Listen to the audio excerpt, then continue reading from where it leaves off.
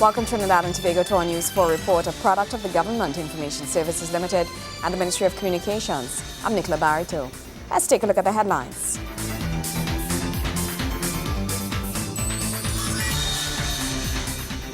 The Ministry of Communications pledges support to the Publishing and Broadcasting Association. The Energy Minister invites the nation to come visit the Diwali Nagar site. And the annual Senior Citizens Day in San Fernando at City Hall gets off to a fantastic start. Thank you for joining us. Minister of Communications, Senator the Honorable Jamal Mohammed says government is pledging its support to the Publishing and Broadcasting Association series of workshops and seminars and plans to construct a National Media Archive Center and museum. It's been a few weeks since Communications Minister Jamal Mohammed came under fire for sending a letter to a media house under the veil of personal and private opinion. A sincere Minister Mohammed took the opportunity to publicly apologize for what was deemed by many his attack on the media, saying he did not know he could not divide his personal and professional portfolios. Today, the minister once again shows that he's not afraid to deal with pertinent issues facing the media. Speaking at a meeting at his Nicholas Towers headquarters, he told various media stakeholders that his government is doing all in its power to ensure freedom of the press prevails in Trinidad and Tobago. I would like to see that the government will be more than willing to see what we can do to support that activity.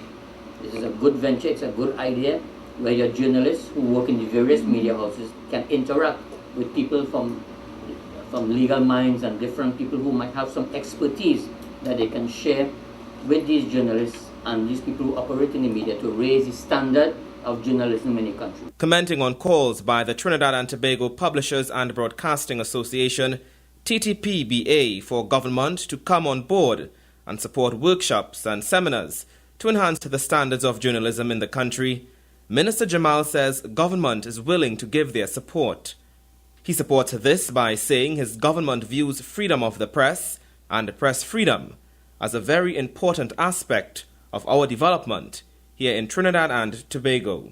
We are willing to help in any way we can to support the Broadcasters Association in the promotion and the conduct of these series of workshops and seminars to improve the quality of journalism in the country. Secondly, one of the mandates of the Ministry of Communication, and I'm glad my PS is here because we have recently established a steering committee to formalize and to make this thing a reality. We are very interested in establishing a National Media Archive Center and a National Media Museum in tribute to all of the journalists and the broadcasters who have labored for so long in Trinidad and Tobago. The minister says he feels there should be a formal National Media Archive Center and a National Media Museum to look at the development of the equipment that has been used in the media over the years. So we are working towards this, the establishment of a National Media Archive Center. Some preliminary work has already been done by our friends at GISL, but we want to formalize it and make it a national institution with a national effort. And we'll be calling upon the TTPBA and members of the Media Association to work with us in this effort. Meanwhile, issues regarding government programming and airtime on television were raised by members of the TTPBA. In his response and contribution, CEO of the Government Information Services Limited, Andy Johnson, sought to bring clarification on the matter, especially with regards to the state-owned media in Trinidad and Tobago. This debate about what should be allowed, in fact, there are arguments, there are philosophers who are arguing that in some countries, the question of freedoms generally need to be curtailed in the interests of the country's own further economic and social development. I'm not advocating that. I'm just saying those are the realities as they exist at the moment, right? And these are debates going on as we speak.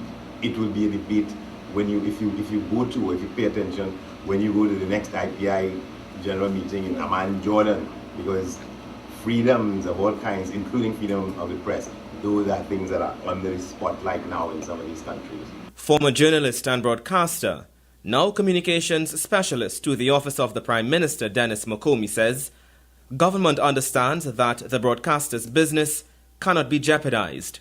He says it is the government's mandate to disseminate accurate information at all times, with professionalism and common courtesy. I think we need to always remember that the mainstay is that we're seeking truth, and unfortunately people don't like to hear me say that, but beauty. Because we're talking about development. We're talking about, setting good examples for the young people who are going to be able to manage the same capital that we are now managing ourselves. Joseph Lopez, News 4. With the Diwali Nagar opening its doors to the public, the Energy Minister, Senator the Honorable Kevin Ramnarine, is inviting members of the public to its booth at this year's fair. The booth has on its display the latest energy technology, as well as the first hybrid car in the country. The Energy Ministry is inviting the public to peruse its booth at this year's Diwali Nagar. From the hybrid car to getting to know all about the latest energy initiatives the ministry has on its agenda, the booth gives persons first-hand understanding on how the car works. Energy Minister Kevin Ramnarine says through this exhibition, citizens get a better chance to interface with projects and explorations that fall under the ministry's purview. Together with its state enterprises, once again participating in Diwali Nagar. Behind me here is our very lovely booth. And we have in that booth there displays from several of our state enterprises, including the NGC, Petrotrin, the NEC, PowerGen, and other companies involved in the booth here tonight. The ministry this is the second year that we are taking part in Nagar, and it's part of a strategic initiative by the ministry to raise the profile of the ministry, of the state enterprises that come under the ministry, and of the national energy sector in general. Minister Ramnarine says the energy sector continues to provide loyal services to the people of Trinidad and Tobago. The central message is the message of the story of Hanuman, and the story of Hanuman is the story of service, loyalty and dedication, and we believe that those qualities are also embodied in what we are doing at the Ministry of Energy and at our state enterprises. He took the chance to also extend Diwali greetings to the national public. We are very pleased tonight to be part of this Diwali Nagar 2012, and we wish everybody coming to this Nagar here tonight to have a good time, and we hope that they will pass through the Ministry of Energy's booths. Kimberly Ramkalawan, News 4. News 4 continues after the break. Stay with us.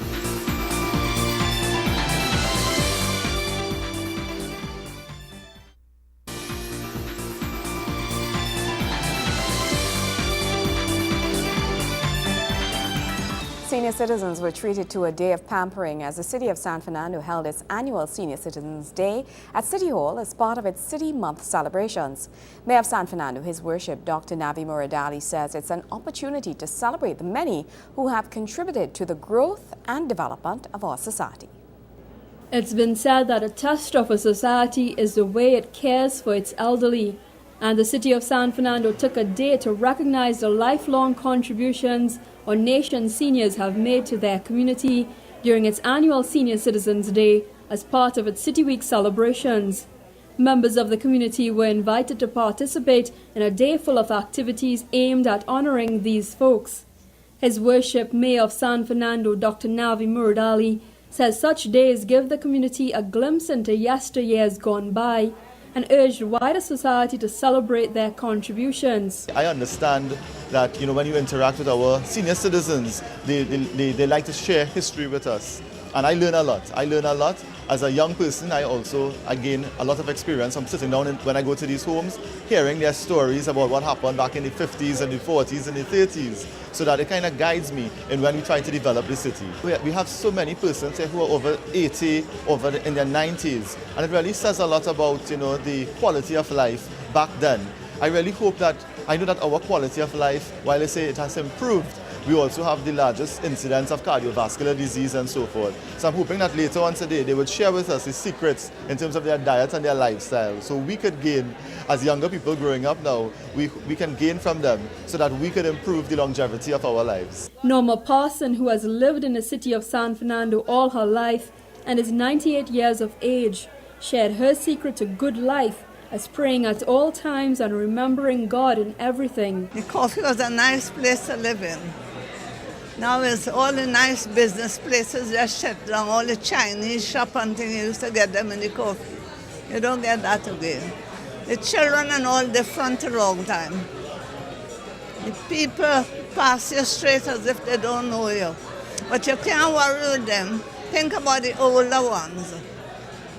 Because we are here for a short time. At 98, I know I haven't got much to go. But I thank Jesus that I am here. And I can still go to church. I used to go 3 times a week. I can only go once a week now.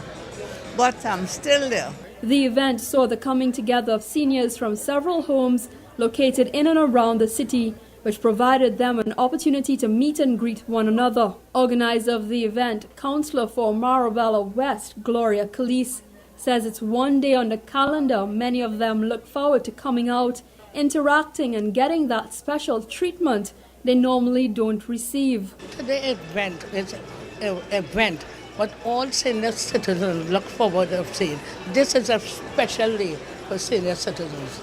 They really do look forward, they enjoy this day, coming here today to get their hairs done, the nails done, their hair done, and enjoy with lots of entertainment here today. For some, it's a day of pampering and relaxing. For others, it's all about giving back to the community. As Roxanne Hanrahan says, it's all about honoring those who have paved the way for us today. We're here because we need to give back, and we don't take seniors for granted. I lost my grandmother a long time ago, and I miss her dearly. This gives me an opportunity to create memories. Some of them have none, but memories for myself. Apart from indulging in beauty treatments, many of them got the chance to get their pressure and sugar levels tested. While many of these persons experience some kind of aches and pains and live with numerous ailments from day to day, it's events like these that give them a chance to interact with the people of their community and celebrate life. God bless you all. May the blessing of Almighty God come down on you all. Thank you, Jesus. Kimberly Ram-Calawan, News 4. This country is one step closer to a national science and technology policy as the Ministry of Science and Technology, through the National Institute of Higher Education, Research, Science and Technology, NIHRST, continues to hold public consultations on the policy. The national community is being engaged to publicly discuss the development of the policy through a series of consultations. The consultations are aimed at gathering the necessary feedback for meaningful policy development, which will support government's developmental strategy. President of NIHRST, Mrs. Maureen Monchuk, says the policy is necessary if this country is to negotiate for assistance from developed economies. She says the government, however, wants the public's input before it drafts the policy so all stakeholders can be pleased with it. It's very important that we do have a policy. We go to negotiate with the EU, they want to know where's your policy, both in terms of training, higher education policy, they want to know what is happening, where's your science and technology policy. So we hope this time around, that we will be able to have a policy in place. The government is committed to such a policy, and that is why it's so important to have the inputs of all our stakeholders in this policy document. At the end of the consultations, we are going to be sending to you the main issues that arise from the consultations, and then we will factor these into the final policy document. Meanwhile, Ms. Charlotte Dolabaye, speaking on behalf of the Minister of Science and Technology, Dr. Rupert Griffith, expresses the Minister's intent to use the policy to solve some of the pressing issues facing society. At the national level, the government sees the need to implement measures that support the application of science and development of new technologies, both native and adaptive, to solve some of the most pressing issues that face our society. The establishment of a national science and technology policy is critical and timely.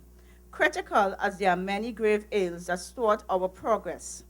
Some ills, such as flooding, crime, and the high incidence of chronic diseases, are more visible than others. Mrs. Dolabaye says the minister believes that science and technology can also play a crucial role in providing economic stability.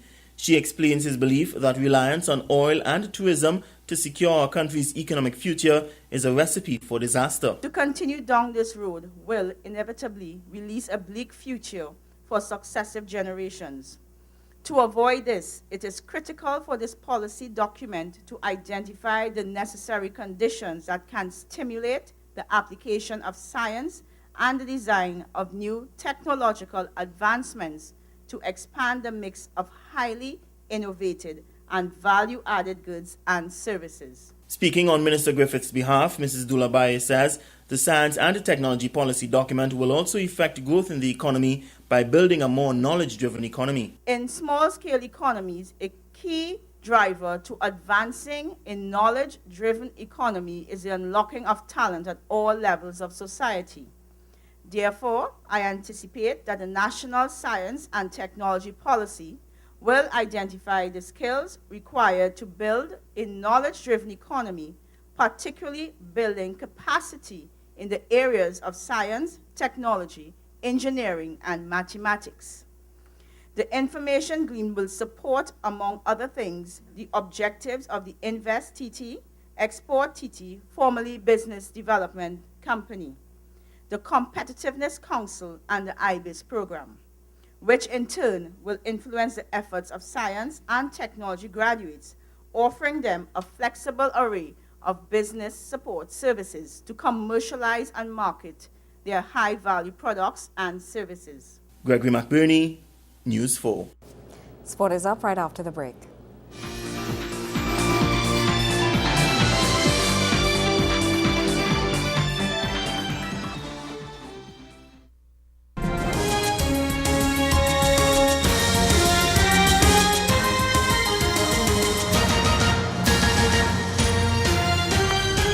Welcome back.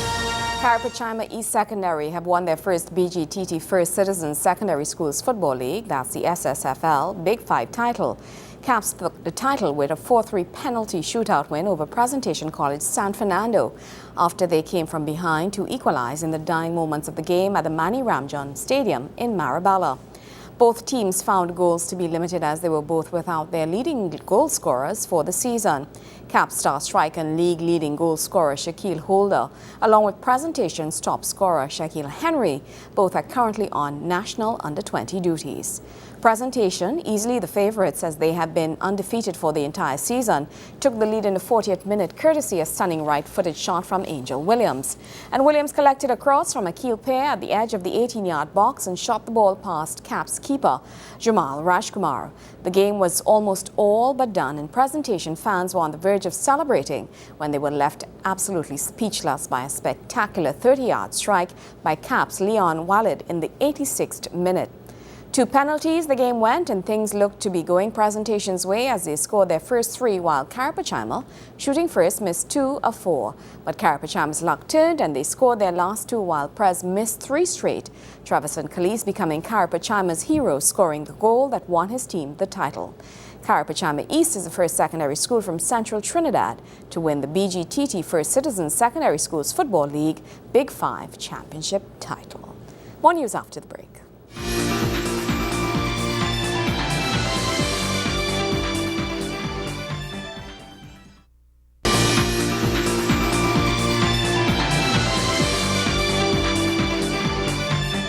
Welcome back. Minister of the Environment and Water Resources, the Honorable Ganga Singh, says that Trinbagonians are not living in harmony with the wildlife. He says it's this kind of attitude, or if this kind of attitude persists, then citizens will be faced with serious consequences.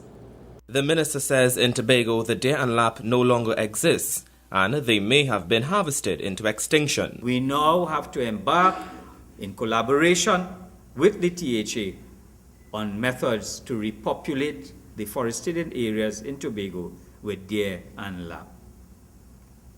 But we have to then begin the process of education, because you don't want your grandchildren growing up without having seen the red-brocked deer in the forests in Tobago, or the lap for that matter. He says hunters must be more vigilant and use their discretion when hunting the animals. We have to change the approach we are taking. And in order to change the approach, there must be enforcement, and the role of the game wardens and the honorary game wardens is to bring about that enforcement. A total of 180 game wardens from Trinidad as well as 20 from Tobago were presented with their letters of appointment. He adds that the wardens will have all the necessary powers to enforce the wildlife laws. There must also be legislative change. Right now, if they charge you, it is what, $200? Catch you with an animal out of season, $200. We are going to raise that to $20,000. He underscores that it will be punitive so that legislative change and enforcement will come. The minister also says that there are several parts of the forest that are being abused, and container offices will be set up and manned by the game wardens on a 24-hour basis. We are giving them vehicles. We are giving them cellular phones so that they maintain communication, and we are getting backup from the police and the army. The letters were given out to the newly appointed game wardens by the Minister of the Environment and Water Resources, who commended and motivated them. Joseph Lopez, News 4. Minister of State in the Office of the Prime Minister and Member of Parliament for Arima, the Honourable Roger Samuel, is praising Hindus in Trinidad and Tobago for ensuring that their culture lives on from generation to generation. The Festival of Lights lit up Arima over the weekend as Diwali celebrations got underway in the Eastern Borough. Speaking at a lighting ceremony, Minister Samuel emphasizes the importance of Hindu culture in the development of Trinidad and Tobago and the need for the culture to continue to live on. I want to commend our brothers and sisters of our Hindu faith for the tenacity and the strength and the verve that they have shown over the years, and how much they have kept the traditions of their culture, and how much they have passed on from generation to generation, all of those things that are essential to their religious beliefs and the culture of our East Indian brethren who journeyed for many years into these wonderful shores and have played a significant role and part in the development of this beautiful Twin Island Republic of ours, and that they will continue to play that role as we continue to build this republic of ours to be the kind of melting pot, to be the kind of society